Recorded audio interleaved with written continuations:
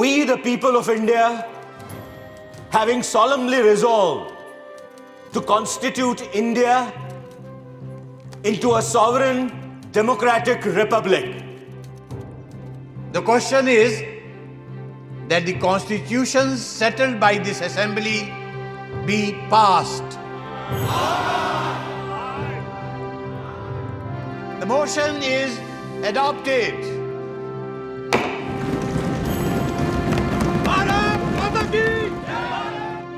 तारीख 26 नवंबर 1949 भारत का संविधान स्वीकार हुआ।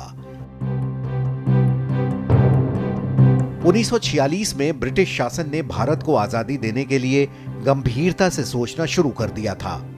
इसकी शुरुआत हुई ब्रिटिश शासन के कैबिनेट मिशन को भारत भेजे जाने से। A constitution for India should be and can be framed only by Indians. Cabinet mission के साथ भारतीय नेताओं की बैठक हुई शिमला में। चर्चा के दौरान जब बात देश के बंटवारे पर चली तो सरदार वल्लभ भाई पटेल ने अपने लौह व्यक्तित्व का परिचय दिया।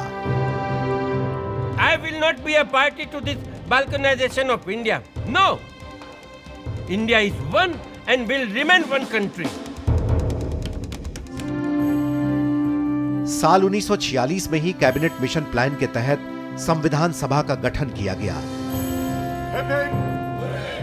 डॉक्टर राजेंद्र प्रसाद को इसका सभापति और डॉक्टर बी.आर. आंबेडकर को प्रारूप समिति का अध्यक्ष नियुक्त किया गया।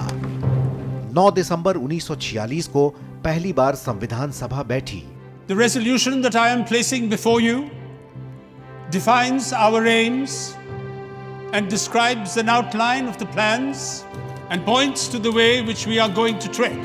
ये बैठकें 2 साल 11 महीने और 18 दिन चली। इस दौरान नागरिकों के मौलिक अधिकारों, राज्य केंद्र संबंध, नीति निर्देशक तत्व, महिलाओं के अधिकार और जनता के हितों से जुड़े तमाम मुद्दों पर संविधान सभा के अंदर और बाहर भी चर्चा हुई।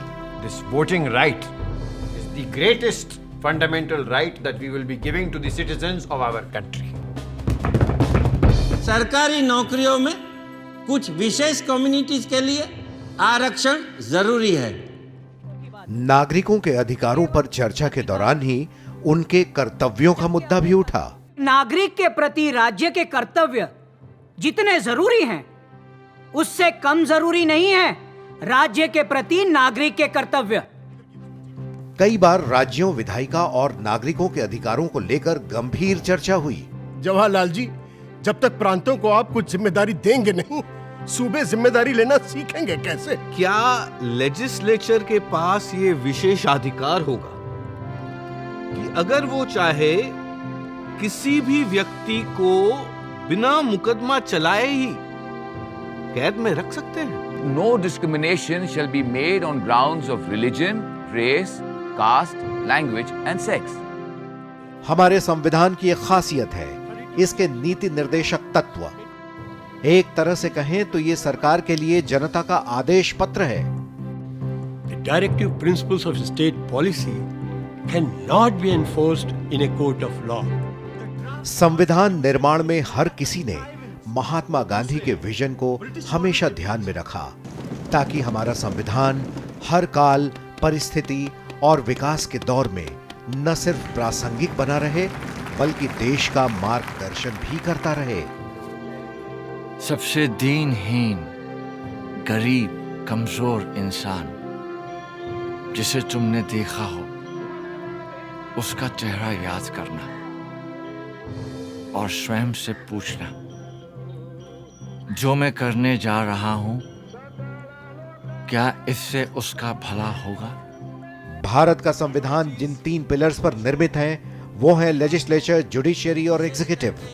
संविधान सभा की बैठकों में इस बात का पूरा ख्याल रखा जा रहा था कि कोई भी संस्था एक दूसरे पर हावी न हो बल्कि वो एक दूसरे के पूरक का काम करें और सबको हर तरह का न्याय मिले।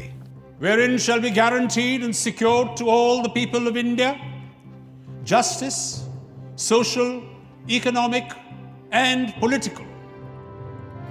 संविधान निर्माण में महिलाओं का भी महत्वपूर्ण योगदान रहा। हम सिर्फ इतना मांग रहे हैं कि औरतों को भी कानून के समक्ष, समाज में और शिक्षा के मामले में बराबरी के हक मिले। कुछ सिविल आजादियां हर शहरी को ऐसी मिले जिन्हें छीनना किसी लेजिस्लेटर के लिए भी नामुमकिन हो। भारत का संविधान दुनिया का सबसे लंबा और विस्तृत संविधान है। भारतीय संविधान की सबसे बड़ी खूबसूरती यह है कि इसको तैयार करते समय सांस्कृतिक, धार्मिक और भौगोलिक विविधताओं का ध्यान रखा गया। On the 26th January 1950, India would be a democratic nation.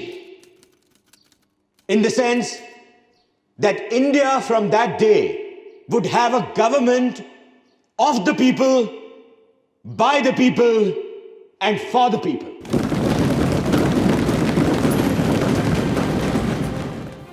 और कुछ यूं बना भारत का अपना संविधान।